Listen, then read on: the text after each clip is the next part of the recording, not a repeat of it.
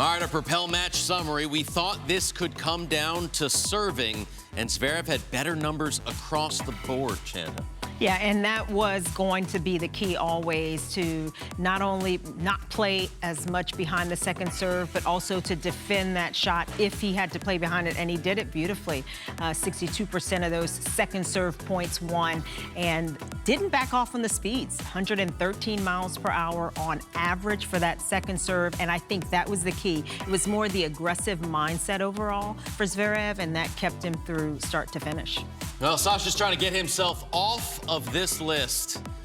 Guys who are winless in major finals. Casper Ruud with 3 as well. You see Stefano Tsitsipas going back to flipper. Mark Philippoussis, Kevin Curran, Alex Corretja. I mean, there's some great players on this board, but Alexander Zverev giving himself a 4th opportunity. Allie, what stood out to you from Zverev today?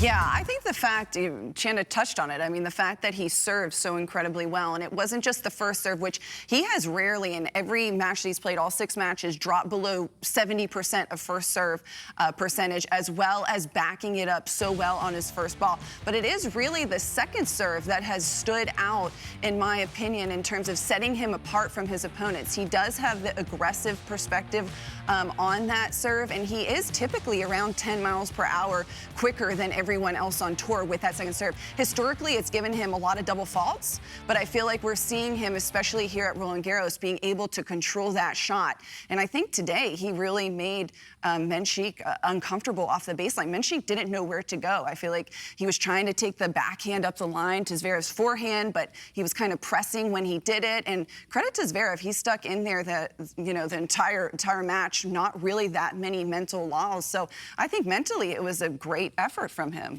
You can only defeat who you play against, but Zverev is the first player to reach a Grand Slam final without facing a top 25 opponent since himself in 2020 at the U.S. Open.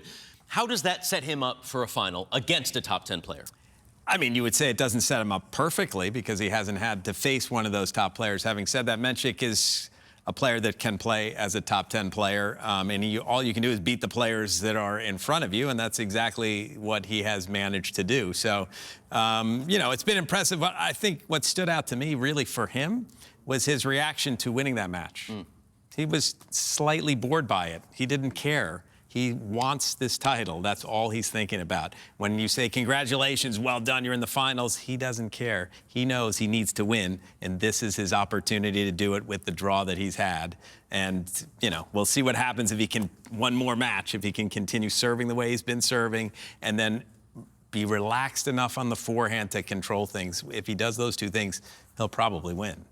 Yeah, I think at the end of the day, regardless of who you played and the rankings of the players you played, you get to the final. If you can win the title, nobody says, oh, they didn't play, a player who was top 10, or they didn't play this or that. It's that they were able to handle the pressure. They were able to handle the moment. They were able to handle the draw in front of them. And that is what is critical at a major. 7 matches, different opponents. You don't know what to expect. You just got to be ready for everyone. And so far, Zverev has done that, and he's looked very comfortable. Yeah, that's a great word, comfortable, because he hasn't had any slip-ups. There hasn't been any time where he's needed to be concerned on his road to the final right now. Just 2 sets dropped, Allie.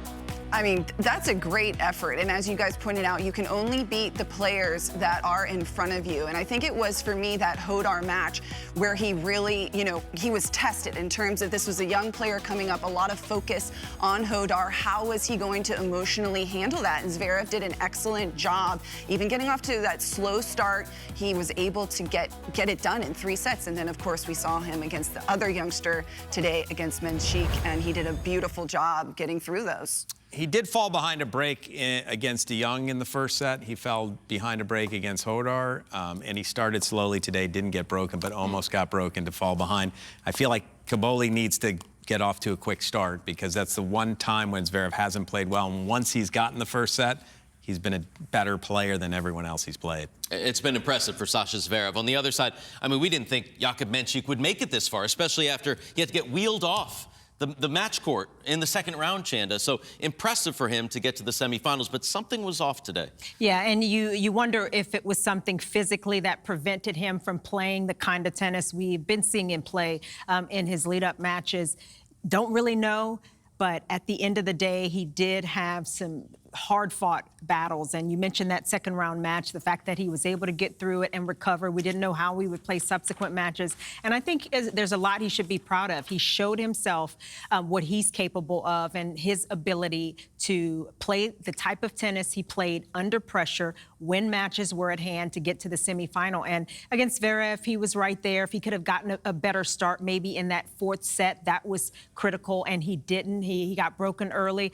Just little things that you build on going through the rest of the season, but tremendous effort for Mensik. And to remind everybody, he's still there. Yes, there's a Rafa Hodar and a Joao Fonseca coming up, but Jakub Mensik is just 20 years old, and he's the one that got to the Final Four here. He had never been past the fourth round of a major, so proving he can be one of the best in all the land.